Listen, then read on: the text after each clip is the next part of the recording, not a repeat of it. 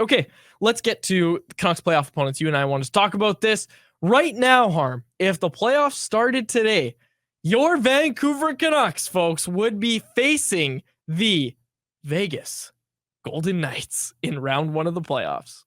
Yeah, and that's why I've said in light of Demko's injury that it doesn't really matter if the team doesn't get the results win-loss wise, because finishing first in the conference doesn't carry the same stakes if you're just going to end up playing Vegas. Anyway, now with the Golden Knights, I've had a tough time figuring out exactly what they are this year. Cheaters. Sorry. I'm going to ignore that. LTIR. Yeah. But no, without Mark Stone, without Tomas Hertl, it's hard to judge them because they're so inconsistent this year. They're playing pretty bad hockey lately. Yeah. Like watching them in person, I was like, this doesn't even look like the same team that won the Stanley Cup last spring. They're having problems breaking the puck out. They're permissive defensively. There are even question marks in terms of like what version of Jack Eichel are the Vegas Golden Knights going to get, because in the past when he's been hurt and he comes back from injury, it takes him a while to get going. Now, he only returned from injury a few games ago. Now, I think he's had a couple multi-point nights recently, but that's always a concern with Eichel is, okay, if he just got hurt, is he going to be at 110%? Are you going to get the version of Jack Eichel that is a good player, but not the best player in that lineup? Or are you going to get the version of him that dominated in the postseason last year? So that's something to keep an eye on in terms of them as a potential playoff opponent. Aiden Hilson's coming back from injury in late January, 902 save percentage. Yeah. He slipped a lot. And like I said, they just bleed chances defensively. They look slow. That was one of my big takeaways when the Canucks played them, was when the Canucks are hounding them, applying a lot of puck pressure, they just seem to not have an answer for that. So them getting healthy again is going to be a huge concern. And with Minnesota winning, Minnesota's only 4 points back now of Vegas. Vegas lost 4-1 last night. Not only did they lose 4-1, they had a 1-0 lead going into the third period. They give up 4 goals, a 4 unanswered goals to the Calgary Flames, and they lose 4-1. And that's just that's not good. Like, that's not good enough. And if you're going to make the playoffs, as much as we joke about the cheater thing and the LTIR and, Mark Stone's on, they're cheating. As much as we joke about that, there's a world where they miss the playoffs because they don't have the star power that they would have in game 1 of the playoffs, you assume. And I had a hot take on the trade deadline show on Carson Price that they will miss the playoffs. Ooh. Now, I didn't buy it because I just figured, all that talent, they could have come back. But I'm starting to think more and more now. I still don't fully believe it, but keep in mind, they have 2 games coming up to finish the season off with the Minnesota Wild, who are, breathing down their necks. I think there's like a 4-point difference right now in the standings. So, yeah, all of a sudden, they are going to have some pretty meaningful games here down the stretch. And that's the thing, is people in the YouTube live chat are really hoping it's the Minnesota Wild. Yeah, it's just like, 2 years ago, right? They lose Stone, and you still Vegas. Think, okay, they've got Eichel, they've got, like, on paper, it's still clearly a playoff caliber team. Yeah. They just made the trade for Eichel, too, in that year, right? Yeah, in November of that year. And so they just couldn't get it together. It seemed like chemistry-wise, they weren't able to gel as a team, and they have been hammered by injuries all year. Not just Stone on the back end. For a long time, they were missing Theodore. They are without Martinez right now as well, and that's where I'm looking at. Man, if they weren't able to bring in Hanifin on the blue line to help inject some mobility, to give them some puck moving, help improve their pace, I'd be worried about their breakouts from the back end, because Martinez, even when he was healthy, wasn't the same player. It looked like he's been on a decline this season. And I think that's part of the reason they brought Hanifin in was, okay, Hanifin is our long-term Martinez replacement beyond this season.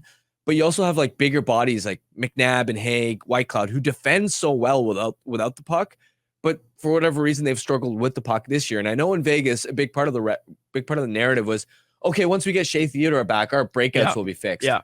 Theodore has come back, and their breakouts still haven't really been fixed. And it's not just that they're losing these games; they're losing the territorial battle. They're getting outchanced and not looking right in some of these contests. Well, and that's what the Canucks did to them too when they beat them. Yeah. And from Minnesota's perspective, why they've been on the surge, watching them lately, Kirill Kaprizov finally looks like Kirill Kaprizov again. Since mid-January, I think it was Michael Russo who brought up this stat. He's got 21 goals, which leads all NHL players in goal scoring. So early in the season, Kaprizov still feeling the lingering effects of an injury he suffered at the end of last season. His skating didn't look the same. He didn't look dynamic. He didn't have his elusive edge work, escapability. He has all of that back. And so he's in like Nathan McKinnon, I'm putting this team on my back. Type of mode. And they're finally getting good goaltending again. Marc-Andre Fleury has like a .926 save percentage over the last several starts. I think 11 or 12 starts he's had, which is huge because Philip Gustafsson last season had the second highest save percentage of all goaltenders in the NHL, behind only Allmark, who won the Vezina.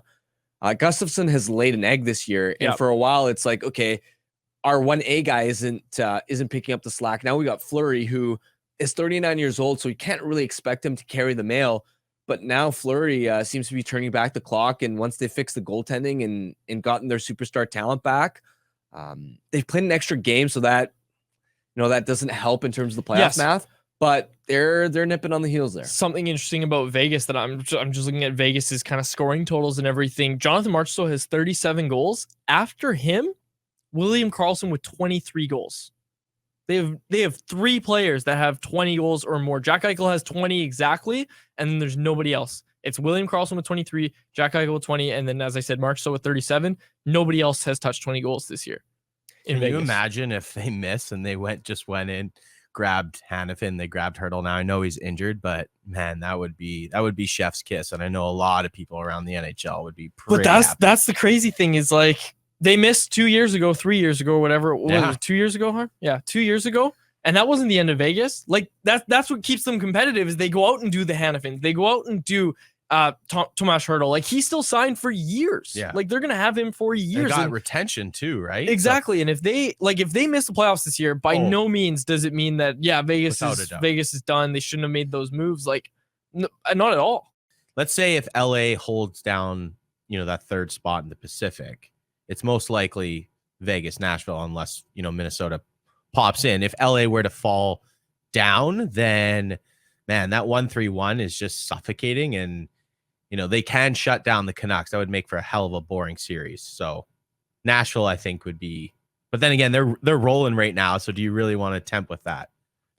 Yeah, I agree with the premise of you don't want to be banging the table for a specific opponent necessarily. I mean, you think back to when Leafs fans wanted Florida.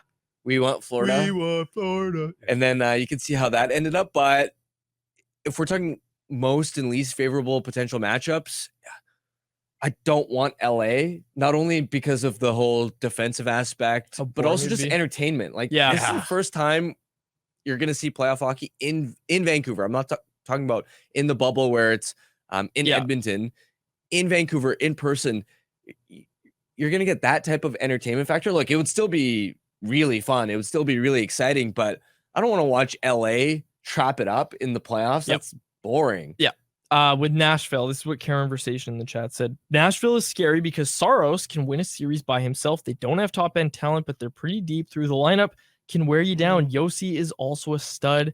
Should be on Norris ballots. Forsberg and Yossi are pretty top end talent, at least the way they've been playing this year. Exactly. So, like, it's not, again, it comes down to, I don't think you want to pick your opponent. I think to some extent, you need to be confident if you're the Canucks and say, we're one of the best teams in the NHL. Teams should be hoping they don't have to play us. Yeah. Not the other way around of, I hope we don't have to play LA or I hope we don't have to play Vegas or whoever. Like, the Canucks have to have some swagger about them at this point in the season and heading into the playoffs, which, man, you look at it, and I was on the phone with my Nono today. People always asking for updates on Nono. He's doing well.